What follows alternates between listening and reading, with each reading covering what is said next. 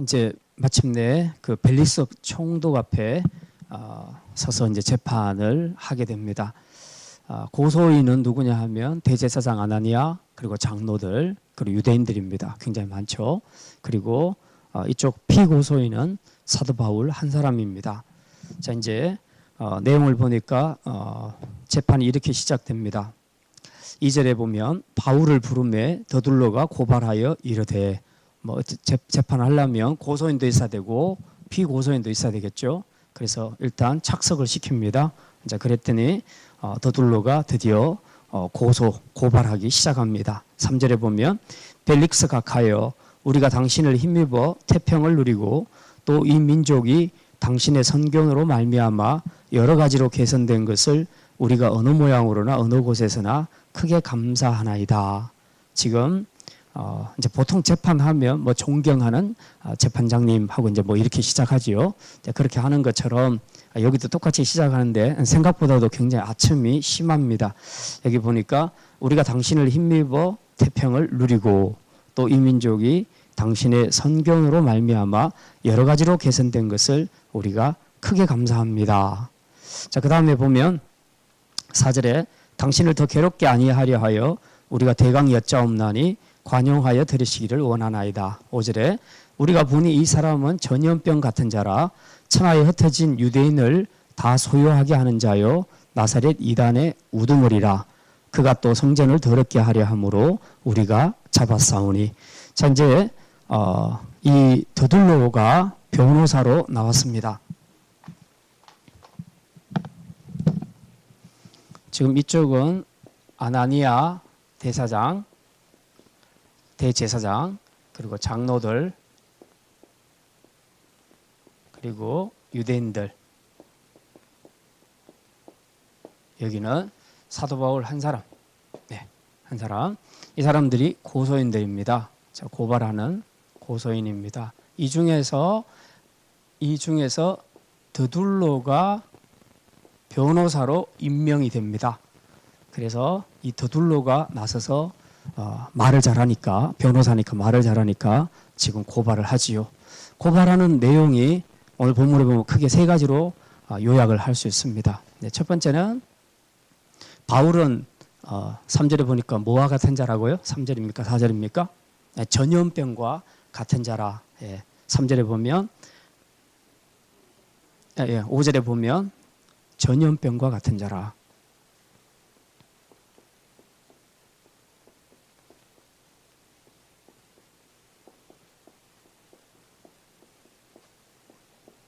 자, 그 다음에 또 두 번째는 뭡니까? 나사렛 이단.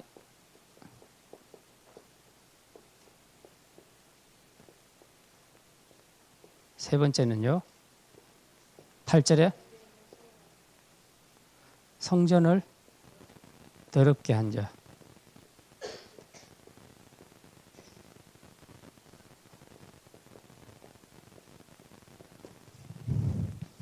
이제 더둘로가 맨 처음 시작할 때 뭐 존경하는 벨릭스 각하여 총독이여 하고 인사하지요. 여기 보면 우리가 당신을 힘입어 태평을 누리고 이 민족이 당신의 성경으로 말미암아 여러 가지로 개선된 것을 우리가 참 감사합니다 라고 이야기합니다.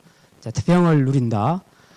당시에 이런 말이 있었습니다. 팍스 로마나. 그래서 그 로마의 평화라는 그런 말이 있습니다. 로마 제국이 힘으로 점령을 했지만 로마가 정복하는 나라는 다 평화가 있다. 그래서 팍스 로마나, 그래서 로마의 평화, 그런 구호를 외쳤습니다. 그래서 할 수만 있으면 로마가 지배하는 곳 식민지에서는 그 소요가 일어나지를 않기를 바랐습니다. 일단 평화, 자기들이 다 통치하고 평화롭게 할 거니까, 이제 평화가 임했으니까 여기서 무슨 소요가 일어나거나 난리가 일어나는 것은 용납을 하지 않는 거죠. 그런데 지금 이 더둘로 변호사가 벨릭스 각하에게 맨 먼저 이야기하는 것이 우리가 당신을 힘입어 태평을 누린다, 평화를 누린다, 지금 이렇게 말하고 있거든요.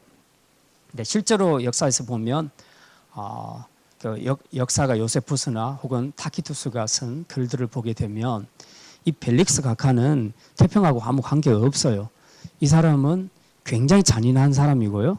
그리고 유대인들하고도 굉장히 앙숙입니다. 굉장히 관계가 좋지 않아요.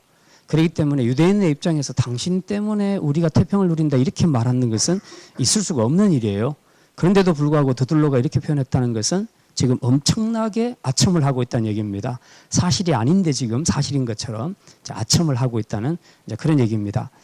자, 그래 놓고는 그러니까 이렇게 하는 이유가 뭐냐 하면 당신 때문에 우리가 이렇게 지금 평화를 누립니다. 그리고 로마 제국에 의해서 우리가 이렇게 평화를 누리게 되는데 근데 여기 지금 소요가 하나 있습니다. 지금 이걸 말하려고 하는 거죠. 그래서 이 벨릭스가 들으면서 아, 이거 뭐 소요가 일어난다? 이건 별로 안 좋은 일인데 우리 로마 제국이 가는 곳에는 언제나 평화가 있어야 되는데 이런 소요가 있는 건 안 좋다.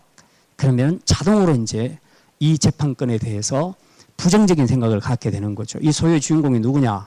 그러면 사도 바울이다. 아, 그러면 이거 안 되겠구나. 그래서 재판 자체를 지금 사도 바울에게 불리하게 가져가도록 지금 이 용어를 쓰고 있는 겁니다. 그러니까 변호사들이 보면 뭐 지금도 뭐 재판들이 많이 벌어지고 있는데 변호사들이 보면 진짜 말 한마디 하는 것이 얼마나 중요합니까? 그래서 말 한마디를 가지고 재판장의 그 마음 또 배심원들의 마음을 잡기 위해서 다 하나하나도 굉장히 조심해서 선택을 하고 그리고 감동을 주게 하고 그리고 의도를 가집니다. 그래서 유리한 쪽으로 최대한 자기 변호인 유리한 쪽으로 그렇게 변호를 하지요. 자, 여기서도 마찬가지입니다. 그래서 지금 평화에 관한 이야기를 하고 있고 마음껏 이 벨릭스 각하를 띄워주면서 지금 이런 평화가 있는 당신이 허락한 이 평화를 우리가 누리고 있는데 지금 여기에 이상한 소요가 하나 일어났습니다 하는 그런 뉘앙스를 풍기는 거죠. 이게 상당히 의도적입니다. 자, 그렇게 하고는 이제 정식으로 고발을 하죠. 오늘 더둘로 변호사가 고발한 내용 이것만 이제 우리가 읽었습니다. 5절, 6절, 5절과 6절에 보면 이 요약하면 세 가지가 나옵니다. 첫째는 전염병과 같은 자다. 그 전염병. 구약에 보면은 이스라엘 백성들이 잘못했을 때, 즉 이스라엘 남자가 미디안 여자들을 하고 동침을 하고 또 우상 섬기는 제의에 참여하고 이렇게 한 것 때문에 그곳에 하나님의 연병이 돌게 해서 이스라엘 사람들 가운데 24,000명이 죽는 일이 있었습니다. 근데 그런 것들이 다 전염이 되는 거죠. 전염이 되는 겁니다. 그래서 병 중에서 가장 무서운 병은 전염병입니다. 그 전염이 되기 시작하면 막을 수가 없어요.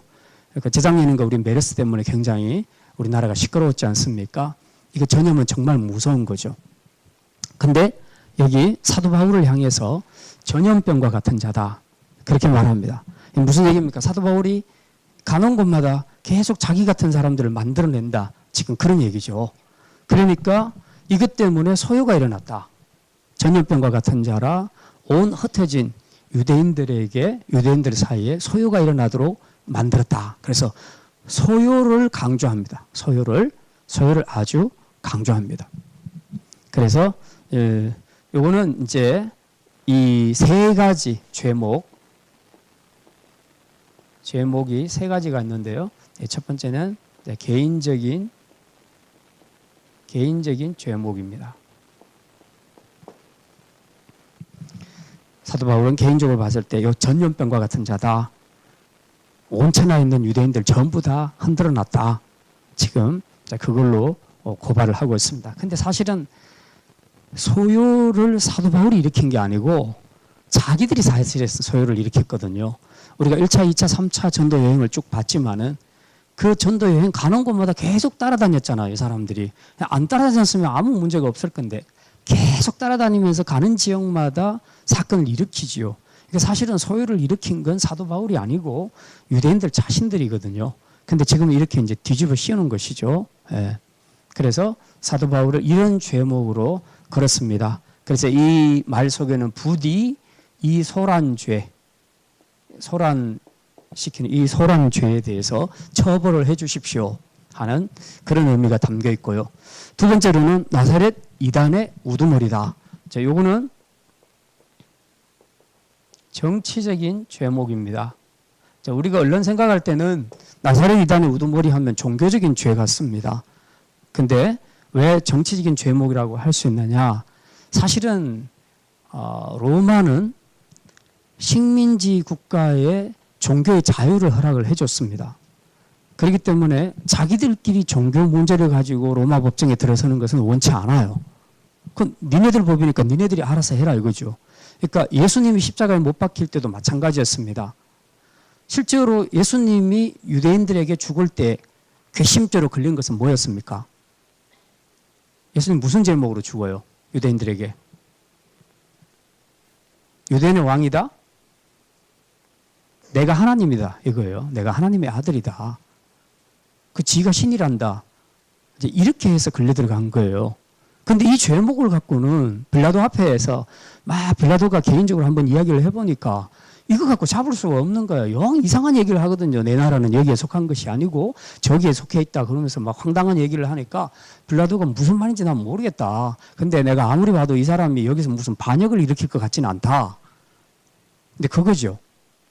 그런데 유대인들은 이 종교적인 죄 가지고는 자기들 법으로는 처형할 수 있지만 그 진짜 사형권은 자기들에게 없기 때문에 로마의 승인을 받아야 돼요.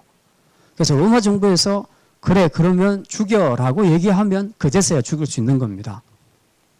그러니까 이 종교적인 문제를 가지고 올라갔을 때 로마 정부에서 죽여라고 말하기는 어렵다는 거죠. 그러면 로마 정부에서 그래 사형시켜야 되겠어라고 말할 수 있는 조건들은 대부분 정치적인 소요들입니다. 정치적인 문제들이.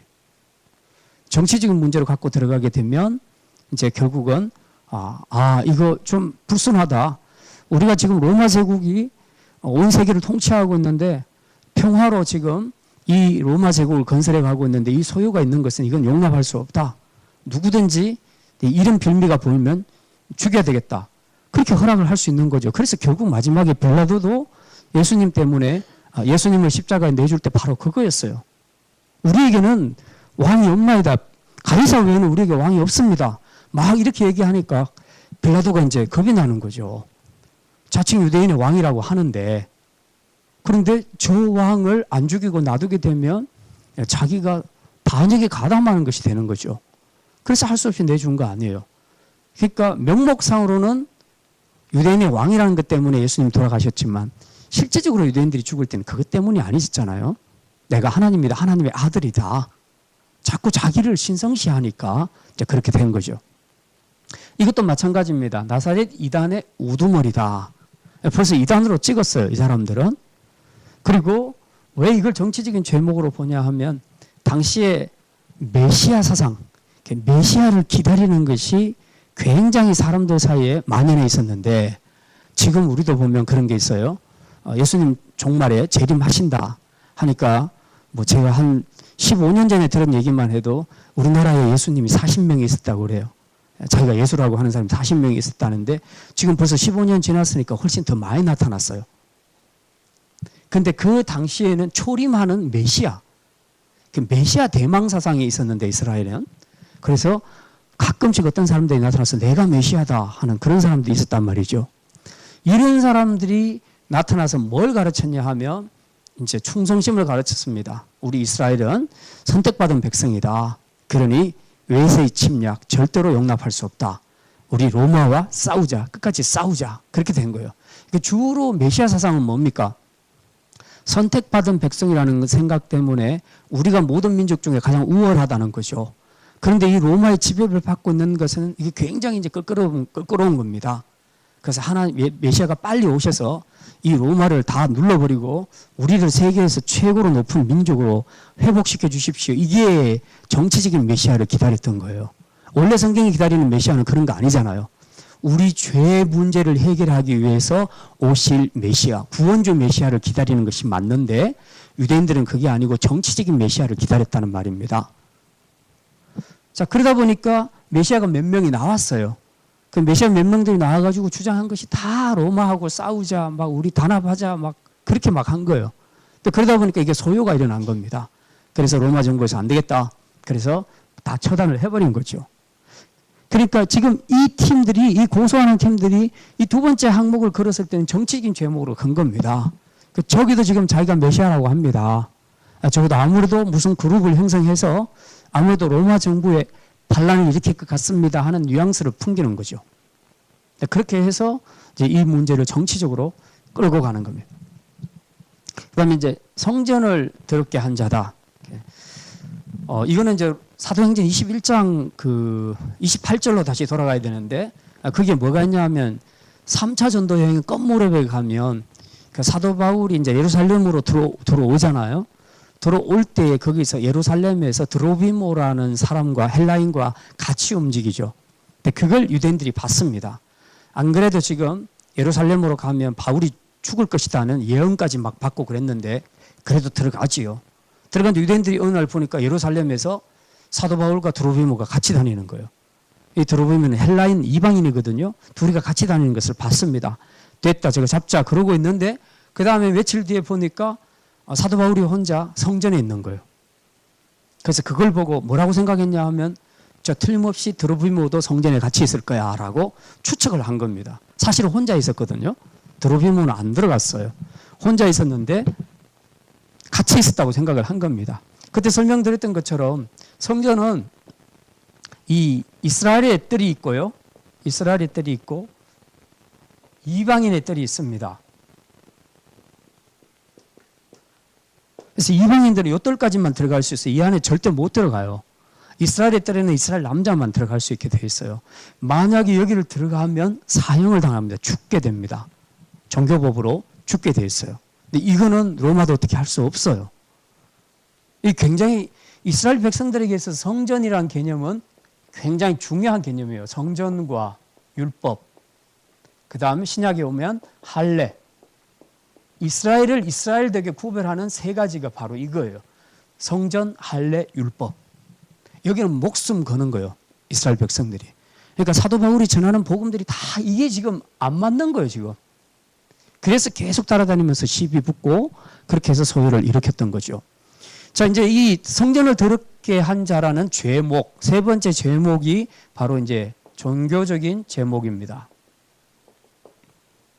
뭐냐? 이방인인 드로비모가 이스라엘 뜰 안에 들어갔다는 거죠. 사실 자기들이 보지도 않았어요. 그리고 들어가지도 않았어요. 사도 바울 혼자 있었거든요, 그때. 근데 예루살렘에서 둘이 있는 걸 같이 봤으니까 성전에서 사도 바울이 있는 걸 보고 아마 드로비모도 같이 있을 거다. 그러니까 드로비모도 성전에 들어갔구나 이렇게 생각한 거죠. 성전 뜰을 밟았구나 그렇게 생각을 한 거예요. 그러니까 이건 정말 죽일 놈이다.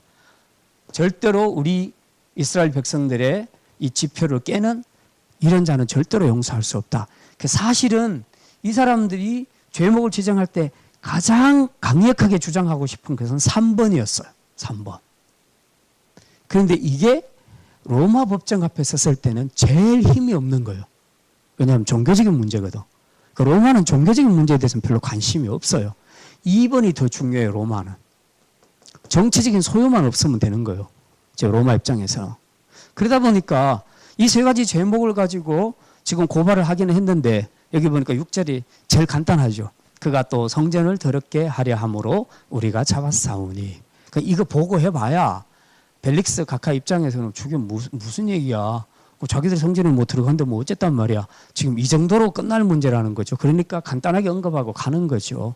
어쨌든 이 고소에서는 세 가지 문제, 이 세 가지 문제를 가지고 고소를 해서 지금 이제 벨릭스 각하의 결론을 기다립니다. 그리고 끝에 보니까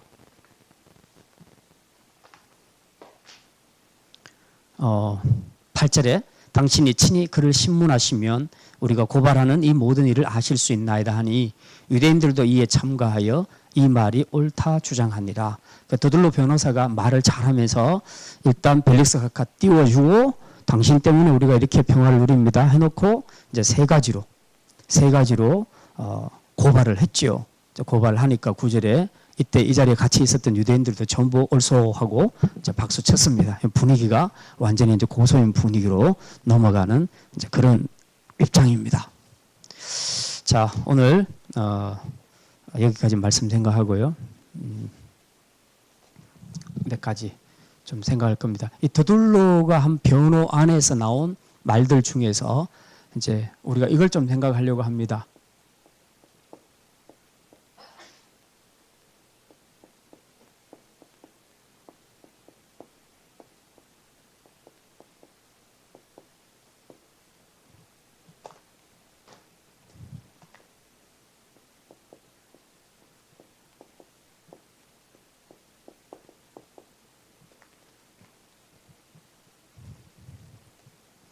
복음 안에서 누리는 중요한 가치. 우리는 보통 복음하면 생각할 때 예수 믿고 그리고 지옥 갈 사람들이 천국 가는 거. 복음의 역할을 하면 전부 그걸로 다 생각을 합니다. 물론 맞지요. 맞긴 맞는데 이게 다가 아니라는 겁니다. 그러니까 자꾸 이것만 생각하게 되면 그냥 이 세상은 되는 대로 살고 그리고 천국만 들어가면 된다.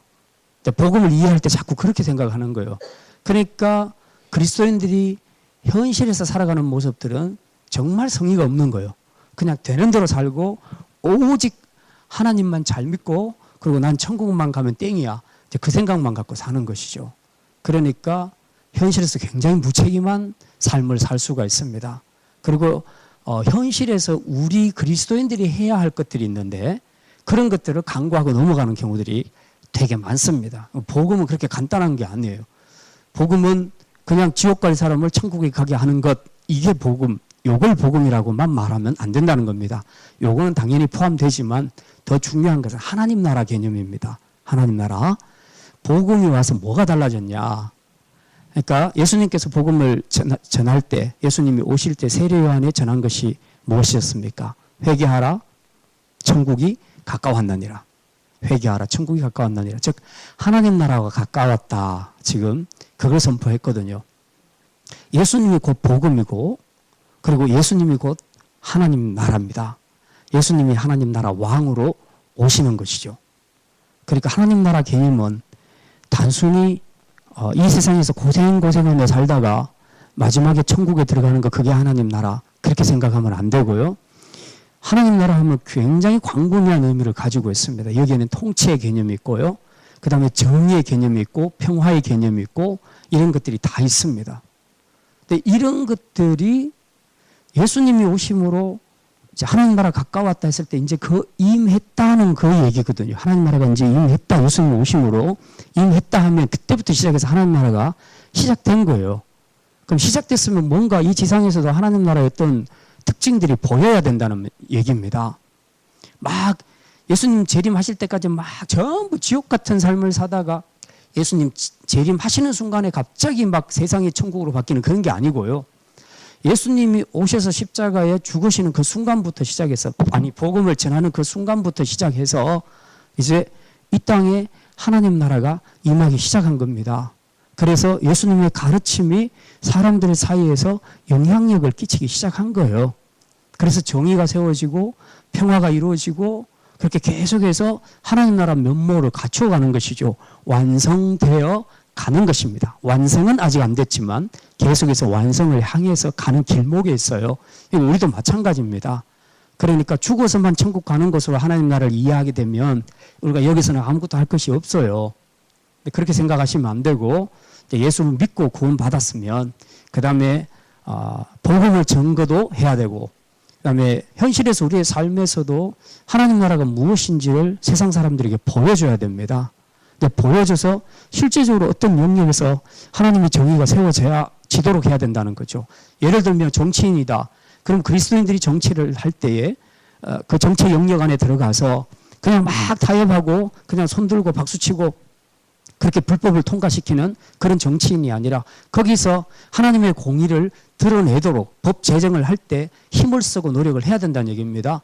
그래서 정치계에도 하나님의 공의가 세워지도록 해야 되고, 우리가 작은 어떤 영역, 직장 안에 들어갔어도 거기서도 막 불의와 타협하고 계속 그렇게 그냥 자기 살기 위해서 그렇게만 살아가는 거, 그거는 예수 믿는 거하고 하나님 나라하고 아무 관계가 없어요.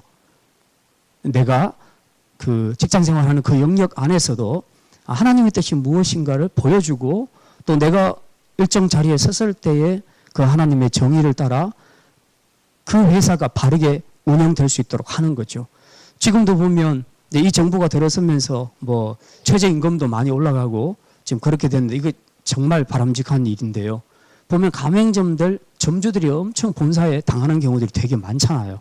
전부 이 갑질 때문에 엄청나게 피해를 입게 되죠. 만약에 우리가 무슨 그런 그 가맹점 본사라고 합시다. 본사 내가 사장이라고 합시다. 그러면은 내가 지금까지 해오던 관행대로 하게 되면 나는 돈 벌 수 있죠. 본사는 돈을 벌어요. 그런데 점주들은 열심히 일하고는 전부 다 망하는 거죠. 그거. 이거는 하나님 나라가 아니란 얘기죠. 그러니까 내가 회장이 됐을 때 혹은 내가 그렇게 할 수 있는 그 자리에 섰을 때 이제 나는 확실하게 하나님의 뜻을 따라 내가 좀 손해를 보더라도 가맹점주들이 수고한 만큼 그 소득을 가져갈 수 있도록 이 모든 계약 체계도 정당하게 해줘야 되고 의롭게 해줘야 된다는 겁니다. 이게 하나님 나라가 세워져 가는 원리죠. 그리고 복음은 그냥 그 예수 믿고 천국 가는 게 아니고요. 이 땅에서 이런 할 일을 많이 남겨둔 겁니다. 그래서 복음이 보여주는 그런 굉장히 중요한 가치들이 있다는 거예요. 이런 가치들을 우리가 좀 알아야 됩니다. 자, 이제 오늘 그 첫 번째로 이 더둘로가 말한 그 내용에서 이제 첫 번째 내용입니다. 그 복음 안에서 우리가 누리게 되는 중요한 가치. 첫 번째는 평안입니다. 평안과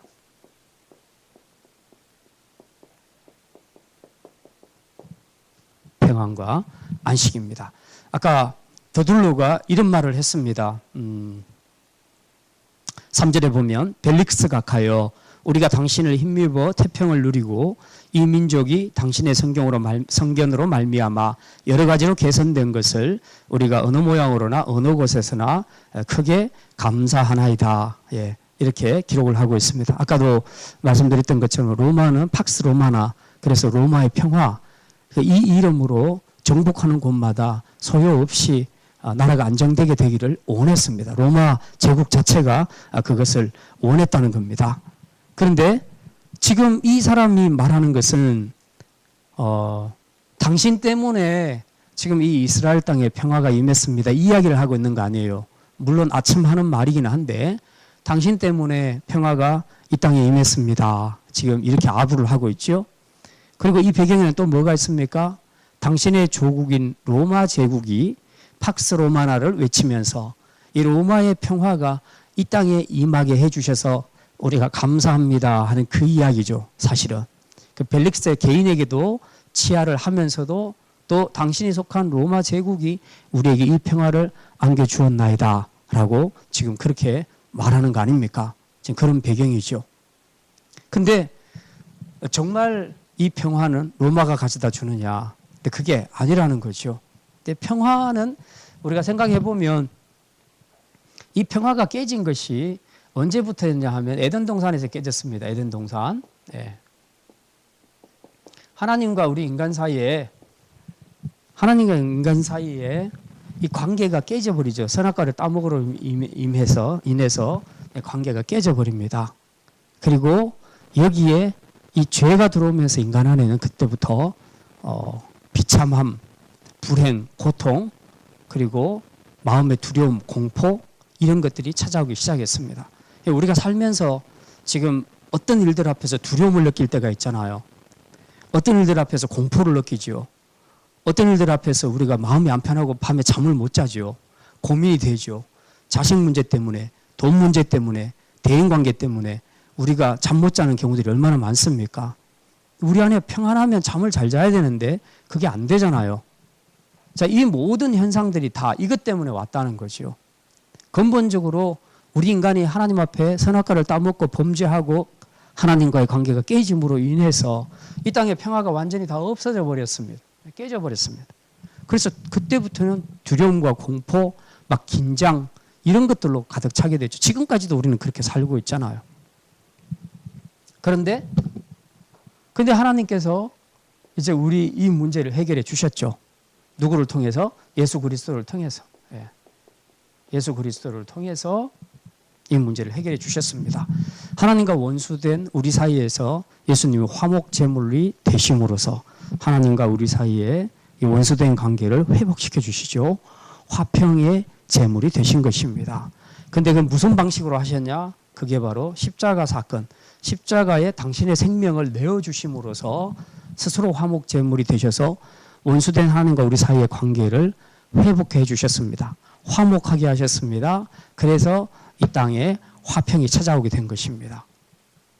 그러니까 진정한 평화는 예수 그리스도 안에 있는 복음, 십자가 복음 안에서만 우리가 진정한 평화를 누릴 수 있습니다. 그러니까 실제로 우리가 지금도 자식 문제나 돈 문제나 이런 문제 때문에 밤에 잠을 못 자고 막 그런 경우도 있지만 진짜 우리 안에 이 십자가 복음을 묵상하면서 그 주님이 나의 모든 삶을 회복해 주셨다. 그리고 주님이 나의 모든 삶을 주장하고 계신다는 믿음을 확실하게 가지고 있으면 그런 힘든 상황에서도 우리가 마음의 평안을 누릴 수가 있습니다. 실제로 이런 고백을 하는 사람들이 많잖아요. 예. 그러니까 세상은 바뀌지 않아도 내 마음은 바뀌는 겁니다. 왜? 그 십자가 복음, 그 복음 안에 있는 놀라운 가치가 내 안에서 나를 주장하고 있기 때문에 그렇습니다. 그래서 이 평안과 안식은 무슨 로마 제국이 가져다 주거나 벨릭스 총독이 가져다 주거나 어떤 위대한 지도자가 가져다 주는 게 아니에요. 그건 진짜 진정한 평화, 본질적인 인간의 진정한 평화와 안식은 예수 그리스도의 그 십자가 복음을 통해서만 우리가 회복할 수 있고 가질 수 있다 하는 것을 우리가 확실하게 알 수가 있습니다.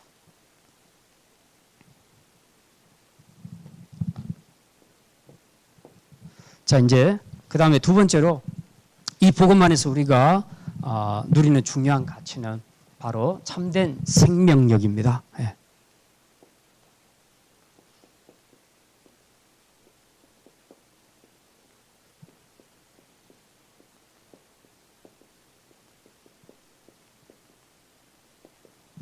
참된 생명의 영향력입니다. 더둘러가 이렇게 말하죠. 사도 바울에 대해서 이 자는 전염병과 같은 자다. 가는 곳마다 유대인들을 다 소욕해 하는 자다. 그렇게 얘기합니다. 사실 일리가 있는 말이죠. 물론 자기들이 소욕해 했지만 사실 사도 바울이 가는 곳마다 이런 일들이 일어났습니다. 막 그 점쟁이들이 와서 데모 일으키고요. 우리 이제 밥통 다 끊어졌다 그러고 데모도 일으키고 이런 일들이 일어났습니다. 무슨 얘기입니까? 이게 사도 바울이 그렇게 한 게 아니고 사도 바울이 전한 복음 때문입니다. 복음이 들어가니까 사람을 바꾸잖아요. 사람이 바뀌어지니까 삶이 바뀌잖아요. 삶이 바뀌어지니까 어떤 사람한테는 굉장히 불리한 일이 일어난 거예요. 그러니까 점쟁이들한테는 복음이 들어와서 이 사람이 바뀌게 되니까 돈벌이 하던 사람들이 돈을 못 벌게 된 거죠. 이게 이제 현실이라는 겁니다. 그런데 그거는 우리가 알 바가 아니죠. 왜냐하면 그건 사단의 영역에 속한 것이니까. 어쨌든 복음이 들어가서 사람을 바꾸면 되는 거죠. 생명으로 바꾸면 되는 겁니다. 그래서 변화가 되는 역사가 일어나게 됐죠. 그런 의미에서 소요가 계속 일어났다면 이거는 바람직한 일이다. 예. 전염병과 같고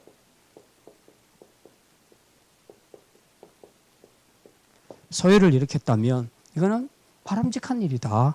예. 근데 이제 우리가 좀 생각해야 될 것은 그리스도인들이 이제 우리 자신을 한번 생각해 보십시다.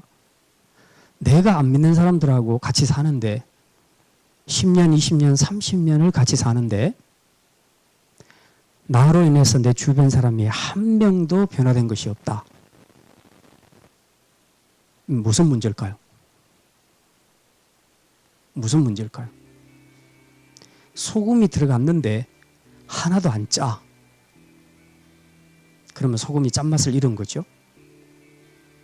예수님 산상수훈에서 뭐라고 말합니까? 소금이 맛을 잃으면 무엇으로 짜게 하려 후에는 버리워져 사람들에게 어떻게 된다? 밟힐 뿐이니라. 소금이 들어가면 짠맛이 나와야 되는데 분명히 소금인 줄 알고 뿌렸는데 짠맛이 안 나는 거죠. 그럼 맛을 가지고 있지 않는 소금이라는 거죠. 그리스도인들이 지금은 좀 많이 줄어서 옛날에는 우리나라에서 거의 25% 4천만 중에 1,000만, 1,200만까지 계산을 했었어요. 추산을, 개신교 신자를. 그럼 4명 중에 1명인데 사람이 4명이 모였는데 40명이 모였는데 10명이 그리스도인이란 말이죠. 그런데 어떻게 변화가 하나도 일어나지 않느냐는 거죠. 10명이면 적은 것이 아니거든요. 소금 농도가 3%라고 그러죠. 지금 25%면 굉장한 거예요. 소금으로 말하자면 도저히 짜서 먹을 수가 없어요. 제가 사해바다에 가봤는데 거기는 수영을 할 필요가 없어요. 그냥 있으니까 저절로 떠요. 너무 떠가지고 몸이 막 뒤집히니까 어떻게 할 수가 없어요. 정말 조심조심 뜨는 것도 조심히 해야 돼요. 왜냐하면 저절로 떠버리니까. 수영하려고 폼 잡는 순간에 막 뒤집어지고 막 이렇게 되는 거죠. 가라앉지는 않아요. 소금 비중이 엄청 큰 거죠. 사해바다는 굉장히 짜요. 우리 그냥 바다는 들어가면 다 빠지잖아요. 사해는 안 빠져요. 그만큼 비중이 크다는 거죠. 그러면 우리 그리스도인들이 40명 중에 10명, 25%가 그리스도인인데 어떻게 세상이 이렇게 안 변할까? 어떻게 내 주변의 사람이 한 명도 변하지 않을까? 라고 생각을 했을 때 이게 도대체 무슨 문제냐? 무슨 문제냐? 사도 바울이 가는 것마다 소요를 일으켰다. 요걸 얻어먹든지 말든지 어쨌든 복음이 역사를 일으켰다는 얘기 아닙니까? 무슨 얘기입니까? 이 안에 복음 안에 생명이 있다는 거죠. 생명이 있으니까 생명으로 들어간 사람들은 생명으로 나오는 거죠. 그 나오는 과정에서 어둠의 세력들과 싸움이 일어나는 거죠. 이건 당연한 이야기입니다. 그러니까 예수 안 믿는 과정에서 우리 태령이 형제 같은 경우 그때 복음 맡기고 하고 막 그렇게 할 때 믿음으로 서려고 할 때 그 믿지 않는 아버지하고 엄청나게 많이 싸웠는데 본인은 그런 싸움이 처음이라 엄청 겁을 많이 먹었어요. 그래서 와서 저하고 이제 상담을 했는데 걱정하지 말라고 나는 우리 아버지 나한테 밥상까지 날렸다고 우리 아버지 밥상 이만하거든요. 외상을 드셨는데 주일날 밤에 교회에 있다가 늦게 들어오니까 공부 안 한다고 들고 10m 거리 던져버렸어요.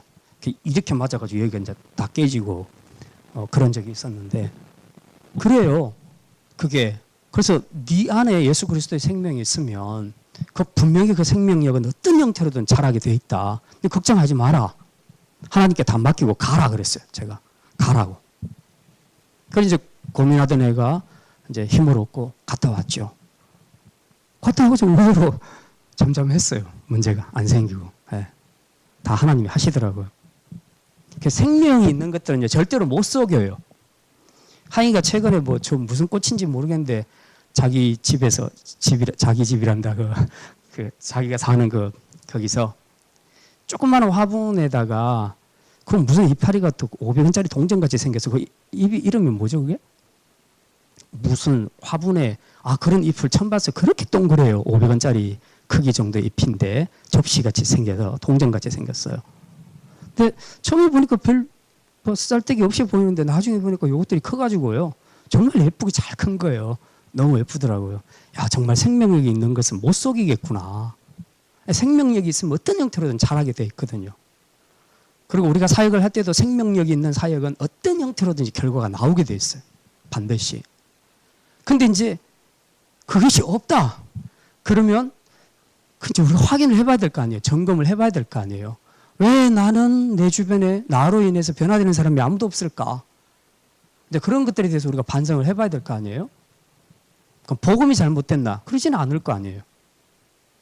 그럼 도대체 내가 믿고 있는 복음이 뭔가? 어디까지인가? 그런 것들을 우리가 생각을 해봐야 되죠. 그래서 예수님 겨자씨 비유를 보면 근데 겨자씨는 저도 봤습니다만 정말 작아요. 그 볼펜 하나 끝자리 콕 찍어 놓은 것 같은 그 정도예요. 작아요. 이스라엘 성지순례 가서 제가 겨자씨를 보면서 이거구나. 이렇게 작은 거구나. 근데 이게 나중에 자라서 무럭무럭 자라서 나물이 되고 나무가 되고 그래서 공중에 새들이 와서 깃든다고 그렇게 얘기하죠. 그 씨만 보고 있으면 기가 막힌 거죠. 그냥 탁 털어서 입에 집어넣어도 한 300개를 넣어도 전혀 한 입도 안 될 것 같아요. 근데 이 300개를 뿌려 넣으면 엄청난 나무로 자라는 거죠. 왜? 생명이 있으니까. 생명이 있으니까. 작다고 무시하면 안 돼요. 생명이 있냐 없냐가 중요하지 작으냐 안 작으냐 그게 중요한 게 아니에요. 결국 이 복음 안에는 진짜 생명력이 있기 때문에 사도 바울이 뭐가 나빠서거나 성질이 급해서가 아니고 그냥 사도 바울은 전했어요. 복음을. 그랬더니 이 복음 안에 있는 생명력이 들어가서 생명이 들어가서 사람을 살려내고 변화시키고 하다 보니까 거기서 싸움이 일어난 거죠. 어쩔 수가 없는 거예요. 이거는 감사한 일이죠. 감사한 일이죠. 그래서 이 복음 안에서 우리 누리는 것은 단지 천국 가는 거 이 정도가 아니고 삶이 바뀐다. 삶이 바뀌고 습관이 바뀌고 모든 것이 바뀐다. 이런 영향력이 복음 안에 있다 하는 것을 분명히 보여주고 있습니다. 자, 이제 세 번째로 마지막으로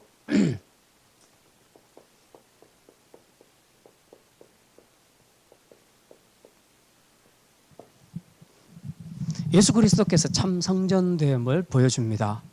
여기 보니까 더럽게 했던 자다 사도 바울은. 그래서 드로비모를 데리고 와서 이방인을 막 이스라엘의 뜰에 들어가게 했다. 그래서 저놈은 죽여야 된다. 성전을 모독하면 안 된다. 그래서 막 이 성전을 사수하려고 얼마나 애를 썼습니까? 정말 예수님이 오셨어도요. 그리고 예수님 지나갔는데 이미 돌아가시고 성천하셨는데도 아직도 성전 붙잡고 있잖아요. 하나님이 얼마나 확실하게 깨우치게 하셨냐 하면요. 예수님 십자가 돌아가실 때 성전 뭘 찢었어요? 휘장을 찢어버렸어요. 하나님이. 쫙 위에서부터 아래로 쫙 찢어지게 만들어버렸어요. 원래 이 휘장은요. 성소에서 지성소로 들어갈 때 하나님이 계신 곳이기 때문에 이 휘장 함부로 아무도 열 수도 없고 들어가서도 안 돼요. 대제사장이 1년에 한 번, 대속죄일에만 한 번 들어가요. 아무도 못 들어가요. 이 어마무시한 이 휘장을 하나님이 스스로 찢어버렸어요. 무슨 얘기입니까? 성전은 이제 필요 없다는 거죠. 그럼 성전 필요 없으면 뭡니까? 이제는 주님이 성전이고, 그리고 주님이 우리 안에 거하시면 우리가 성전이다. 그 주님이 성전이다. 그래서 예수님 그렇게 말씀하시죠. 헤롯이 지은 그 성전을 보면서 46년간 저렇게 지었습니다. 멋지게 지었습니다. 그랬더니 예수님 뭐라 합니까? 정말 멋있네. 이렇게 말했어요? 안 그러죠. 저거 허물어뜨리라. 내 3일 만에 새로 짓게. 예수님 그러죠. 그러니까 사람들이 이게 무슨 또 말도 안 되는 소리, 어떻게 건축물을 3일 만에 짓는단 말이에요. 막 이러고 있잖아요. 영적으로 전혀 지금 감을 못 잡죠. 예수님은 성전된 자기의 몸을 가리킴이라 성경은 그렇게 말하고 있죠. 예수님이 성전이라는 거죠. 예수님이 성전됨으로써 우리가 누리는 그 가치가 뭡니까? 하나님께 나아갈 수 있는 겁니다. 하나님께 나아간다. 근데 구약의 제사장들은 다 성전으로 나가서 성전에서 하나님께 제사를 드렸죠. 그런데 이스라엘 백성들은 못 들어갔잖아요. 제사장만 대신해서 들어가게 되죠. 이스라엘 백성들은 못 들어갔습니다. 그러니까 어떻게 보면 구약의 이스라엘 백성들은 하나님을 간접적으로 예배하는 거예요. 근데 그렇게 생각하면 여러분은 진짜 감사하셔야 돼요. 왜냐하면 여러분은 청와대 안까지 들어오신 거예요. 청와대 안까지 들어와서 하나님을 보시는 거예요. 지금 대단하죠? 근데 그때는 이스라엘 백성들은 감히 못 들어가서 뜰에서만 서 있고요. 대제사장만 성소, 지성소 안으로 그때 1년에 한 번, 그 외에는 성소까지만 들어가요. 그러니까 늘 간접적이에요. 근데 간접적이라는 거 얼마나 답답합니까? 대제사장을 통해서만 항상 하나님께 아뢰고, 내가 죄 지은 것도 회개할 때 대제사장을 통해서만 일 처리를 하고, 항상 뭘 하나를 더 거치니까 얼마나 답답해요. 근데 지금 이 신약 시대는 하나님 휘장을 찢어버리시고 다 들어와라 그래서 다 들어오라. 나 직접 너희들하고 직접 만날 거야. 근데 여러분 지금 다 나오잖아요. 옛날 같으면 여기 못 앉아요. 저만 여기 서 있을 수 있어요. 여러분은 여기 못 앉아요. 이게 신약 시대 축복입니다. 십자가 사건이 우리에게 가져다 준 놀라운 가치죠. 성전 되신 그 주님 안에서 우리가 하나님과 교제할 수 있고 하나님께 예배할 수 있는 겁니다. 그 복음은 이런 엄청난 가치들을 가지고 있는 겁니다. 근데 우리는 자꾸만 예수 믿고 천국 가는 것만 복음이라고 자꾸 생각을 하니까 그 외에 아무것도 하지 않으려고 하는 겁니다. 그러니까 안 믿는 사람들한테도 욕으로도 먹고, 그리고 세상을 변화시키지도 못하고, 그런 문제가 생기는 거죠. 그리고 좀 크게 보셔야 됩니다. 복음을 생각할 때. 오늘 여기까지 말씀 보도록 하겠습니다.